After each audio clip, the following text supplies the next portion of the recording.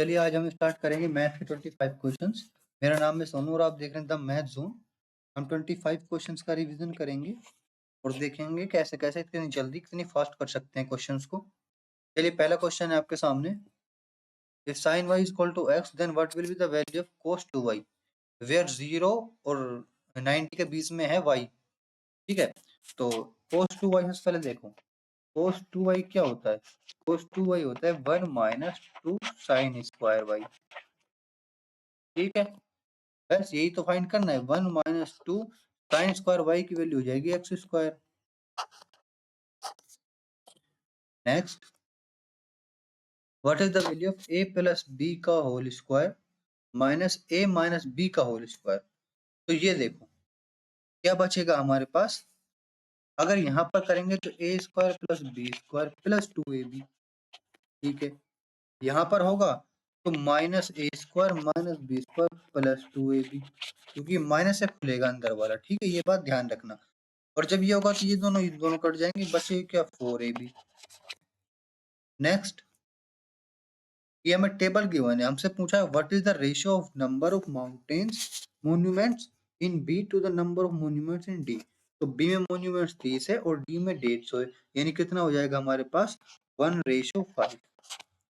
Next, ये हमें table given है, हमसे पूछा है what is the percentage increase in total production of all type of two wheeler.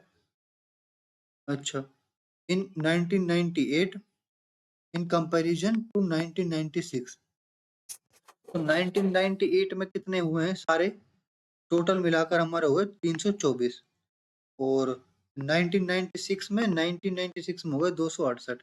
यानी कितने बढ़े, तो कितने बढ़ गए हमारे पास 268 के बढ़ कितने गए 66 बढ़ गए। और 66 बढ़ने के बाद बस हमें रेशो फाइंड करना है और रेशो लगभग लगभग जाएगा हमारे पास। क्योंकि लगभग क्यों, क्योंकि यहाँ पर इसने खुद ने कहा है कि हमें लगभग ही फाइंड करना है। ठीक है, पॉइंटों में नहीं जाना, और अगर पॉइंटों में नहीं जाना हमें 33, ये लगभग जाएगा 24 के लगभग। Next, 3 circle of radius 7 centimetre are kept touching each other. The string is tightly tied around these 3 circles. What is the length of the string? तो ये कह रहा है, ये देखो ये कह रहा है कि 3 सर्किल बना दो। 3 सर्किल पहले मैं बनाई दूं, और देखो 3 सर्किल ऐसे, एक ये वाला सर्किल, ठीक है, दूसरा ये वाला सर्किल बना,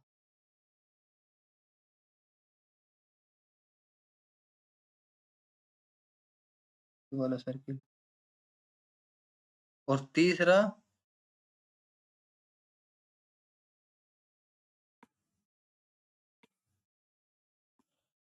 ये वाला सर्किल,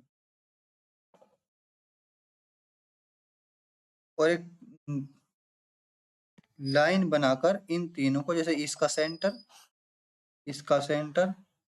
और इसका सेंटर, तीनों को रस्सी से खींचा गया है, दोनों को बांधकर यहां से ये, फिर ऐसे घुमाकर ये, फिर ऐसे घुमाकर ये। ठीक है, तो रस्सी की लेंथ बतानी है हमें, ये बाहर वाली रस्सी की लेंथ। तो देखो ये जो लाइन है कितनी है 2r, कितनी रेडियस, देखो ये डायमीटर हो गई, ये 7 हो गई ना डायमीटर। तो ये हो गया 14, ये हो गया 14 और ये भी हो गया 14। ठीक है, तो यानी 42 तो आएगा ही आएगा, यानी ये गलत हो गया, ये गलत हो गया। अब क्या आएगा, अब आएगा 2πr, एक सर्किल की सरकमफेरेंस। कैसे, मैं बताता हूँ। देखो ये 1/3 हिस्सा, ये 1/3 हिस्सा और ये 1/3 हिस्सा मिलकर बन गया एक सर्किल। ठीक है, और एक सर्किल की सरकमफेरेंस हमें फाइंड करनी है 2πr। कितना हो गया 2, r कितना है हमारे पास 7, यानी 14π। Next, a dealer mark his goods at 15% above the cost price and allows a discount of 5% for cash payment. His profit percentage is। तो आप जब ऑप्शन देखते हो ना, तो ऑप्शन देखने के बाद आपको ये लगता है कि देखो 9, 7, 11, 10 हमें यहीं तक फाइंड करना है, हमें पॉइंट में जाना नहीं, बस इतना पता करना है कि 9 आएगा, 7 आएगा, 11 आएगा, 10 आएगा। तो बस यही फाइंड करना है हमें। तो अगर 15, मान लो मैं 100 रुपए की कोई चीज लाया और उस पर लिख दिया 115 की है और उस पर 5% का डिस्काउंट दे दिया तो 95 बचा। ठीक है, तो बस ये फाइंड करना है कितना बचा। तो यहाँ पर आएगा हमारे पास,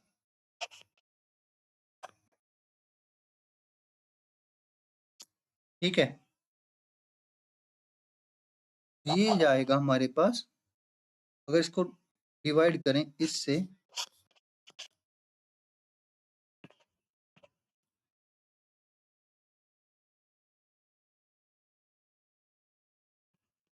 $75,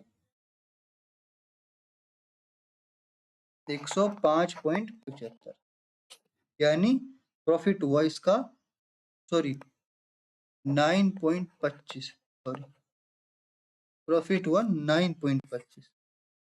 ठीक है, इन दोनों को जब हम इनटू करेंगे तब।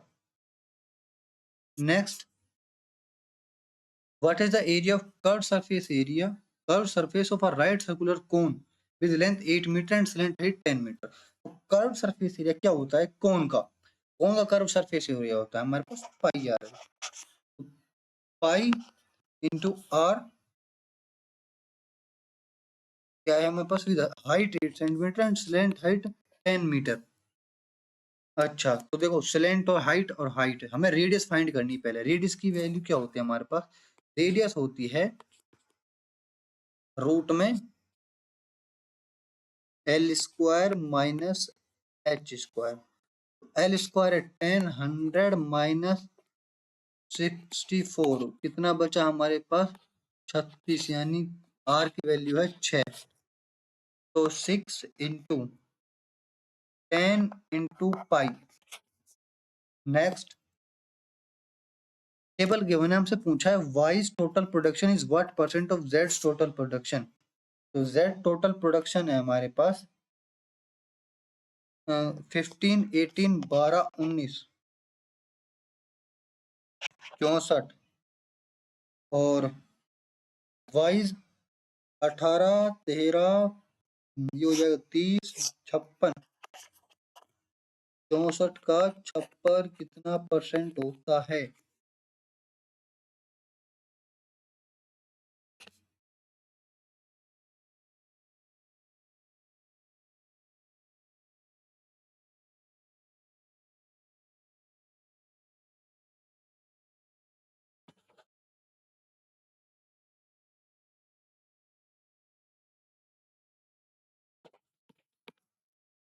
Next, triangle ABC P and Q are points on AB BC respectively such that PQ parallel है AC के, given that AB is equal to वो सिमिलर की प्रॉपर्टी लगेगी, सीधा सीधा आंसर निकल जाएगा। कैसे निकलेगा ये देखो, एक ट्राइंगल है, ट्राइंगल में A B C है, ये दोनों P Q है, ये पैरेलल है BC के, ठीक है, सॉरी PQ पैरेलल है AC के, AB BC पर है PQ।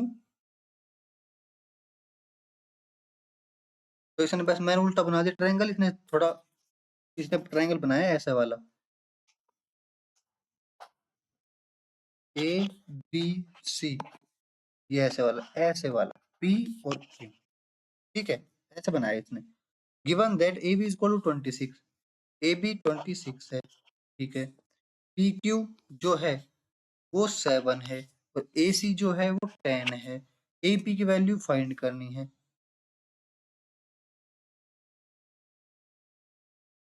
तो करते हैं एपी की वैल्यू फाइंड, ये पी है और ये क्यू। एपी की वैल्यू क्या होगी, एपी की वैल्यू होगी हमारे पास, अब देखो सिमिलर ट्राइंगल कौन से हैं, सिमिलर ट्राइंगल है B Q P similar to A B C, ठीक है, यानी बी ए सी। अब देखो सिमिलर की प्रॉपर्टी लगाएंगे, आंसर निकालेंगे एपी की वैल्यू। तो हमें बीपी की वैल्यू चाहिए सबसे पहले। बीपी की वैल्यू कैसे निकलेगी, A B BP A C P Q निकाल लो। सिमिलर प्रॉपर्टी ही तो होती है दो ट्राइंगल की। 26 बीपी इक्वल टू 10.7 वैल्यू आएगी हमारे पास बीपी की 18.2। बस 26 में 18.2 माइनस कर देंगे, 6 7 7.8। Next, a shopkeeper advertised for selling cloth at 7% loss. However, by using false scale of length 1 meter, he actually gains 24%. What will be the actual length he uses instead of 1 meter? तो देखो, एक shopkeeper ने cloth selling की 7% loss के हिसाब से, ठीक है। अब यूजिंग अ फॉल्स रेट, अब 1 मीटर 100 सेंटीमीटर मान लो, 100 सेंटीमीटर में, ठीक है, उसने पहले तो 7% लॉस किया तो कितना बन गया, 93 बन गया, ठीक है। और 1 मीटर के स्केल में उसने 24% गेन कर ली, यानी अब वो हो गया 124। वो 100 रुपए 100 सेंटीमीटर था, उसको 24% फायदे के लिए उसको 124 में करना पड़ेगा, तो उसने 93 में लॉस में कर दिया था। तो इसका मतलब ये हुआ कि 93/124 आएगा हमारे पास 0.75, यानी 75 सेंटीमीटर। नहीं समझ में आया? देखो दोबारा कैसे। मान लेते हैं कि 100 सेंटीमीटर कपड़ा है, ठीक है। अब उसने 7%, जब वो सेल कर रहा है ना, तो उसने दिखा दिया कि नहीं नहीं यार, मैं तो 100 रुपए का लाया हूँ और मैंने तो तुझे 7% लॉस का हिसाब से दिया है, मैंने तो इसमें फायदा नहीं किया बल्कि नुकसान ही करा है, ठीक है। तो उसने कस्टमर को कह दी भाई मैं तुझे 93 का बेच दूंगा, 93 का, ठीक है। लेकिन असलियत में वो 1 मीटर कपड़ा ना होकर कितना कपड़ा होगा कि उसे 24% का फायदा और मिल जाए, यानी 124 का हो जाए वो, ठीक है। अब यानी इसका मतलब ये हुआ कि ये जो 93 है, अगर मैं 75 सेंटीमीटर बेचूंगा तो इसका अगर मैं 24% बढ़ाऊंगा तो 93 होगा। कैसे, ये देखो, 75 इंटू 124/100 इज इक्वल टू 93 होगा। तभी मैंने किया कि 93 इसको फाइंड करने के लिए, x को 75 को फाइंड करने के लिए, क्यों? क्योंकि 75 सेंटीमीटर कपड़ा बेचूंगा 1 मीटर से कह के, झूठ बोलकर कि ये तो 1 मीटर, लेकिन बेच रहा हूँ 75 में, और 93 मीटर बेच रहा हूँ, ये कहकर कि ये तो 1 मीटर है, मैंने 7% लॉस किया है, 93 पर आ गया, लेकिन असली तो मैं 75 पर हूँ, उसे ये पता ही नहीं है, ठीक है। तो इस x को फाइंड करने के लिए x, तो फिर मैंने क्या होगा, 93/124 इंटू 100 ही करना पड़ेगा, तभी 75 आएगा, ठीक है। तो मैंने यही तो किया है, ये देखो 93/124 और इंटू 100 करेंगे, जब सेंटीमीटर में आएगा, ये मीटर में था, बस। Next, a 100 ml solution of H2SO4 having concentration of 20% is mixed with 50% concentrated X milliliter mixture such that the next mixture is 30% concentrated, determine X। तो देखो इसमें क्या होगा कि हमारे पास 100 ml जो है ना, वो H2SO4 है, इसमें से 20% कॉन्सेंट्रेटेड है, तो हम मान लेते हैं 20% कॉन्सेंट्रेटेड, ठीक है। फिर एक और मिक्सचर है जो 50% कॉन्सेंट्रेटेड है, यानी x का 50%। जैसे हमने 100 का 20% निकाला, x ml है यहाँ पर, तो ml तो पता नहीं, तो x ही है, x का 50% कॉन्सेंट्रेटेड है, ठीक है। और ये मिलकर बन जाता है टोटल को, टोटल कितना हुआ, 100 plus x, 100 plus x ml, 100 plus x ml, इसका टोटल का 30% कॉन्सेंट्रेटेड बन जाता है। ये बस इतना सा कह रहा है, और यहाँ पर x की वैल्यू निकाल, ठीक है।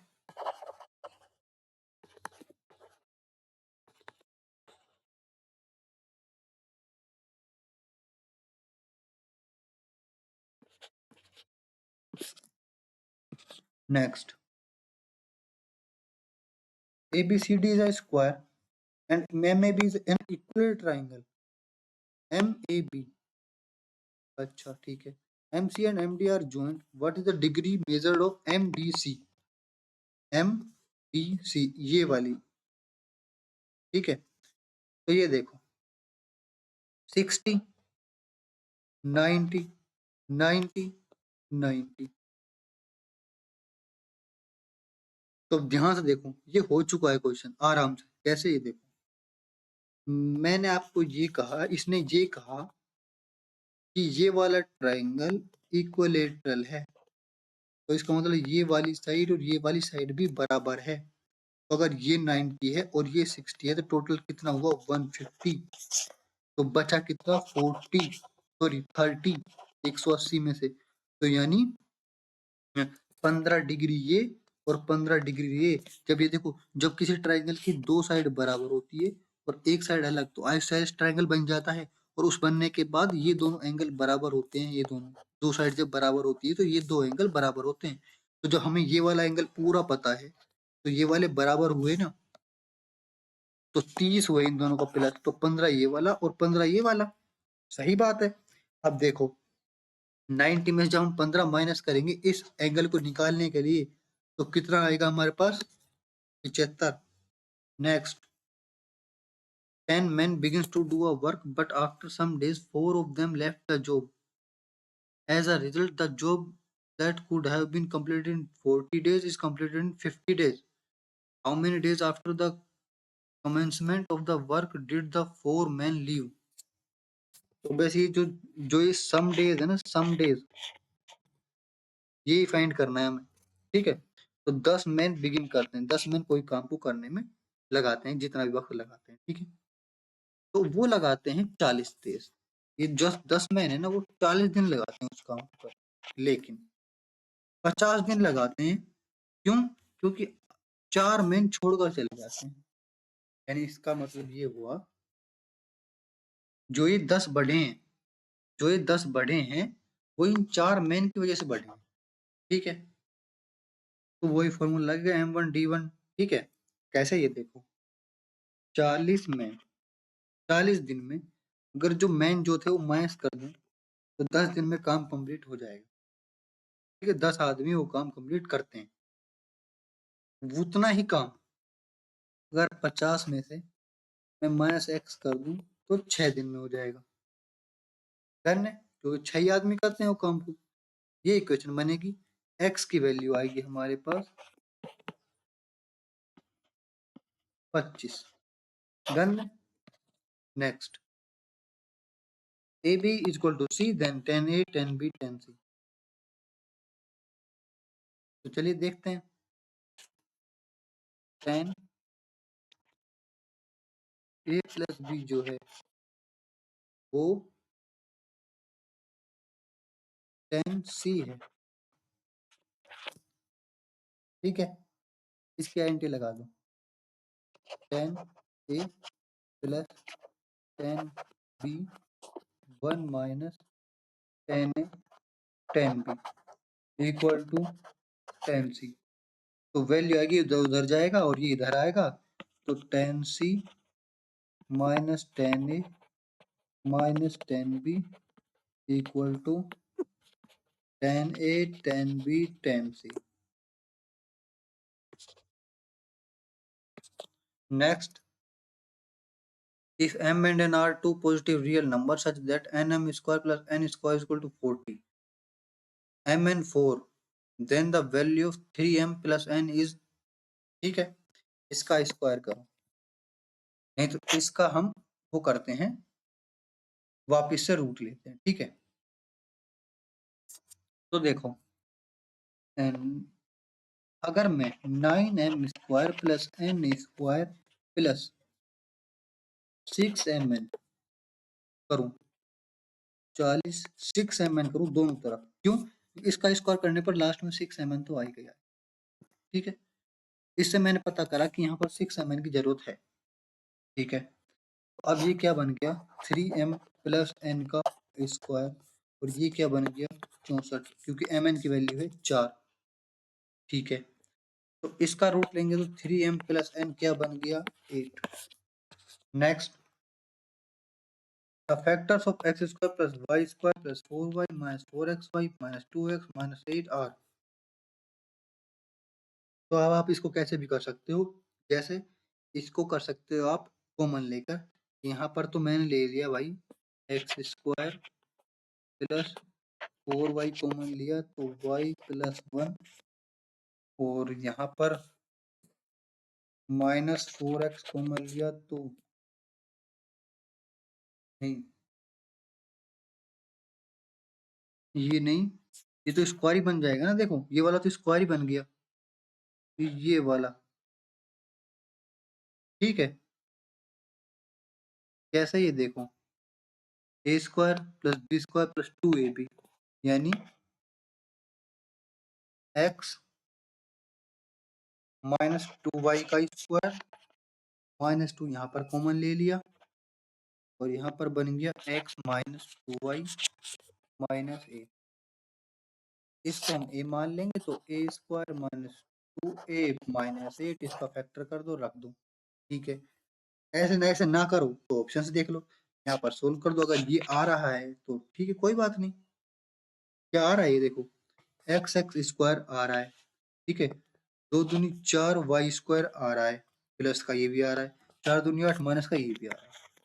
तो बस पहला ही सही हो गया, ये तो ये सब करने की जरूरत ही नहीं है, अगर करनी है तो ये कर लो। Next, the HCF of three numbers 105 335 and 465 will be। तो HCF का मतलब होता है हाईएस्ट कॉमन फैक्टर, यानी इन तीनों में से इसमें से सबसे बड़ा जो नंबर है वो क्या डिवाइड कर रहा है। तो हम देखते हैं 11 कर रहा है, नहीं कर रहा 11, ठीक है। 5 5 तो सब में कर रहा है, लेकिन क्या 7 कर रहा है, क्योंकि अगर 7 नहीं कर रहा तो 5 आंसर है, 3 पर जाने नहीं, ठीक है। 7 इसमें कर रहा है, तो इसमें नहीं, इसमें नहीं कर रहा है, यानी आंसर है 5। Next, a number when divided by 2 to 1 leaves a remainder 30, if the same number is divided by 13 the remainder, बस देखो 2 to 1 से कोई नंबर डिवाइड करेगा तो रिमाइंडर 30 छोड़ रहा है, ठीक है। तो इसका मतलब ये हुआ कि 2 to 1, इसका 30 प्लस कर दो, कितना हुआ हमारे पास 251।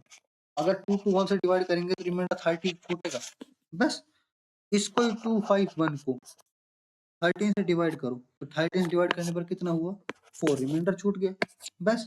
नेक्स्ट, ये टेबल गिवन है, हमें पूछा है what was the total number of accountants working in the organisation in the year 2019।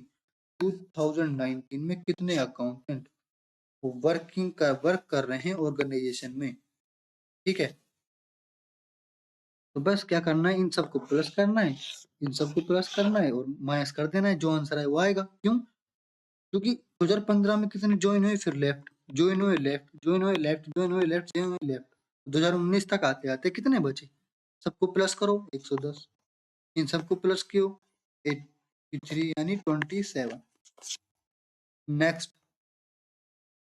in an election between two candidates, the candidate who gets 76% of the total votes polled in the elected by majority of 1480 votes, what is the total number of voted polled।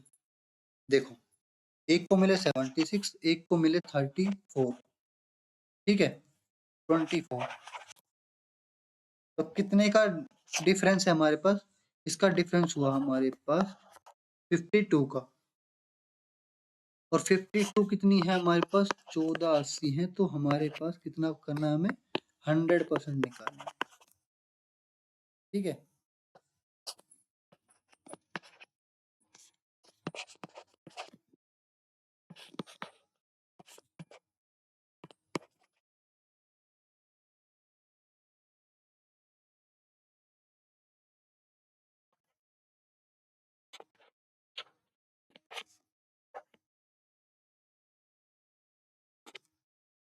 Next, x is equal to 8 sin theta plus cos theta and y is equal to 9 sin theta minus cos theta, then the value of x square upon 8 square plus y square upon 9 square, यानी x upon 8 is equal to sin plus cos, और y minus 1 upon 9 is equal to sin minus cos। इसका square किया, इसका square किया, plus कर दिया, यानी ए भी मान लेते हैं, ए प्लस बी का स्क्वायर किया, क्या क्या प्लस प्लस, और ए माइनस बी का स्क्वायर किया, वही बात पड़ गई। कितना आया हमारे पास, ये देखो, इसका स्क्वायर करेंगे, sine square plus cos square कितना हुआ 1 plus 2 A B sine cos, और यहाँ पर माइनस 2 ए बी, इससे ये कट जाएगा, बचेगा क्या 1 1 दोनों में यानी 2। Next, A B is the diameter of circle with centre O, if P be point on the circle such that AOP is equal to 1 110, then the measure of OBP। देखो एक सर्किल है, A B diameter है, P be point on circle such that AOP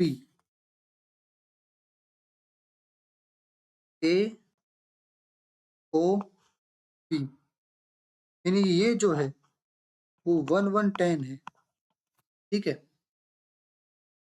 OBP निकालना है, OBP ये निकालना है, ये वाला, ठीक है। तो ये कितना हुआ, ये हुआ हमारे पास 70, और ये रेडियस हुई, और ये रेडियस हुई, तो ये दोनों एंगल बराबर हुए। इसका मतलब ये हुआ कि 110 का आधा कितना हुआ हमारे पास 55। Next, A is chasing B in the same interval of time. A jumps 8 times while B jumps 6 times. But the distance covered by A in 7 jumps is the same as the of B in 5 jumps. यानी 7:5 है इनका distance का ratio. 7 jump में ये और जो 5 jump में इनका बराबर है डिस्टेंस, ठीक है। इनका जंप का रेशो 7:5। तो the ratio between the speed of A and B, तो इसका मतलब ये हुआ कि 7 जंप अगर ए मारेगा तो उसी वक्त 5 जंप बी मारेगा। तो ये बताओ कि 8 जंप अगर ए मारता है तो देखो तो बी कितना मारेगा, तो 8/7 इंटू 5, ठीक है, यानी 40/7। तो ए जंप करेगा 8 टाइम, बराबर हुए यानी रेशो 6। तो कितना हुआ हमारे पास 42 40 कितना हुआ 20 21। In a certain duration of time, a sum becomes 2 times itself at the rate of 5% per annum simple interest. What will be the rate of interest if the same sum becomes 5 times itself in the same duration? एक सम है कोई भी और वो 5% के हिसाब से x% interest पर वो खुद का p हो जाता है, यानी 2 टाइम्स, यानी 1 टाइम्स वो खुद और 2 टाइम्स उसका इंटरेस्ट। तो इंटरेस्ट लिखना है सिर्फ यहाँ पर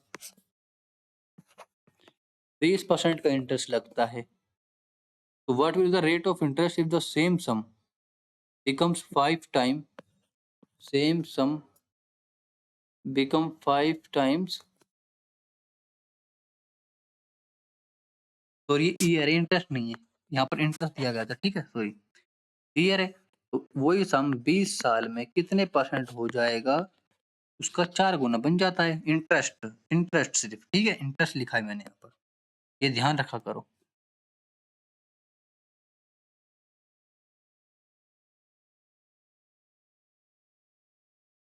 इन x is equal to 20। Next, a mixture contains milk and water in the ratio 5:3 respectively. On adding 7 liters of water, the ratio of milk to water becomes 1:2. Find the quantity of milk in the mixture। देखो आसान है, देखो पहले था 5x और 3x, ठीक है।